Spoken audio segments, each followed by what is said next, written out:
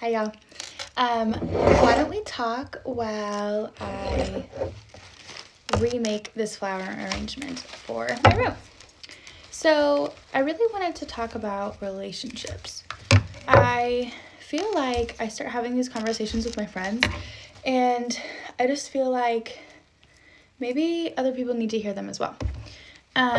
Okay, so I believe that relationships are really the source of all healing and I guess like just really innate to like our human nature, like humanity in general. Relationships are our source of bonding. They're our source of connection. They're our source of grieving. They're our source of suffering. They are as close, in my opinion, to what is humanity as we could possibly get. It's a perfect example, I suppose, is what I'm trying to say. So with that being said, obviously, while we, I might need wire strippers, we'll see. While we are in relationships, we often will experience a lot of trauma, we'll often experience a lot of joy, and essentially, like, we are sharing versions of ourselves that people might not ever know. And while that's true, it's also true that because of that very reason, we have this really beautiful ability to be this kind of pure essence of ourselves in a relationship. I feel like a lot of times after we leave a relationship, maybe we start a new one, maybe we're trying to grieve or process that relationship with other people, and the response is kind of apathetic, I suppose. And what I mean by that is, a great example, I guess, is that like when we start a relationship with somebody new, a lot of times we'll hear this like perception and kind of societal expectation that it's wrong for us to discuss previous partners with our new partner, or to discuss previous experiences that we had with a previous partner with our current or our new partner.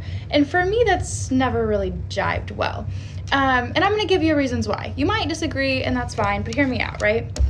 So if we are a whole being, right, and we have experienced life with various other people, and not just romantic partnerships, but our grandparents, our actual parents, our college friends, our high school friends, acquaintances, all of these people, community members, all of these people have made an impact in our life and have created experiences in us that have led us to be who we are now, right? And of course, that is true for our other previous romantic partnerships as well. And I think that, like I mentioned before, we have this opportunity to, this one is like connected. Got it.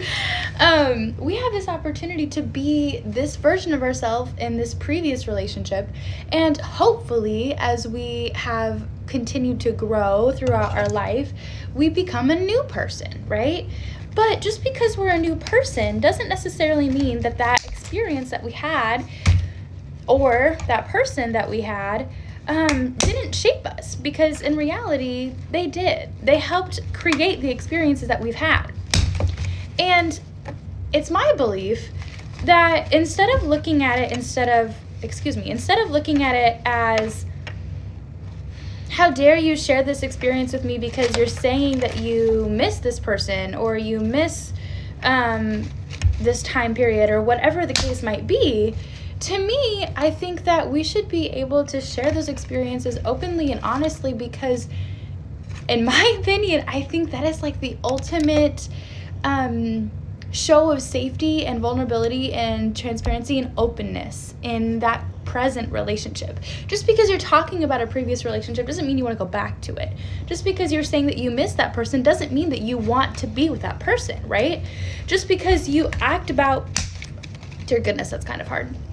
Just because you're talking about how that version of you is something that you are longing for or craving doesn't necessarily mean that anything in your present life is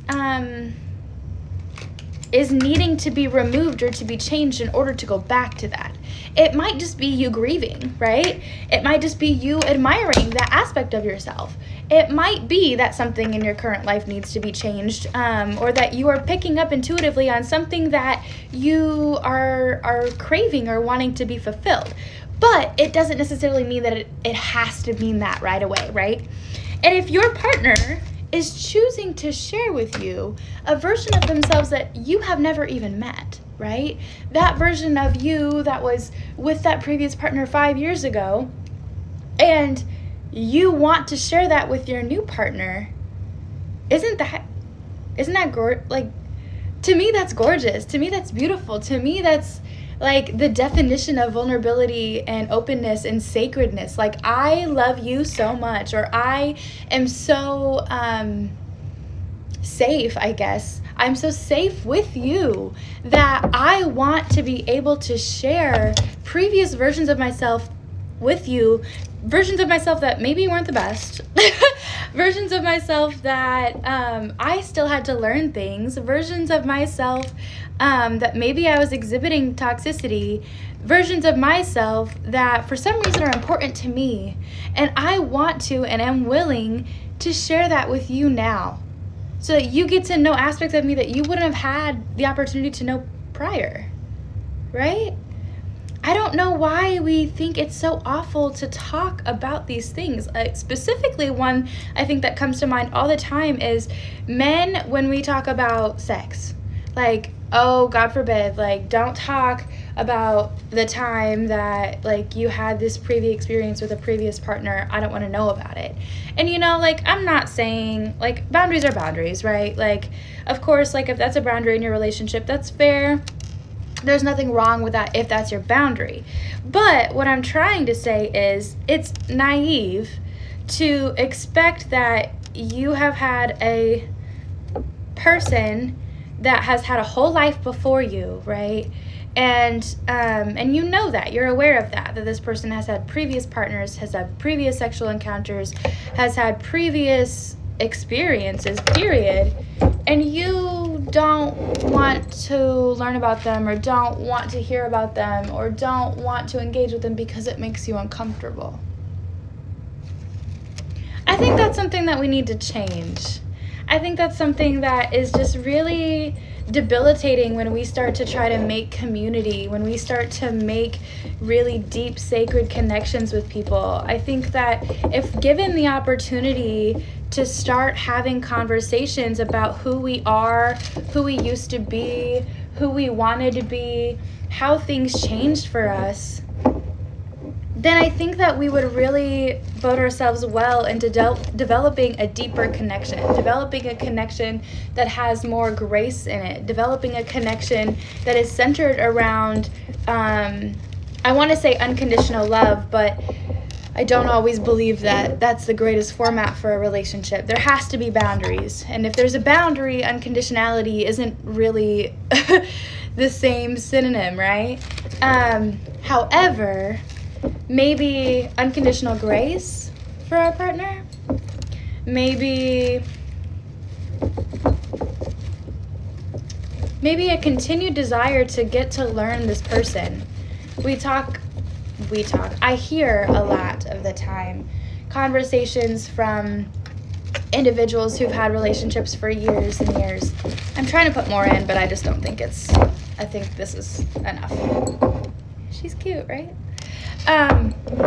We hear conversations about people who have had relationships for a long time, and they say that loving a person for multiple years means loving each and every phase of that person, right? Hopefully that person grows. And even if they don't grow, they're going to go through phases in their life. And if you are not able to meet them where they are, meet their needs, love them for who they are in that moment, then it's probably not going to work, right? And that doesn't mean that that's a bad thing. Sometimes we're meant to love someone for a while and then to let them go, unfortunately. But I think that if we're able to meet them with grace and understanding and willingness to want to learn about them in totality, we have a better chance. So be more willing and see what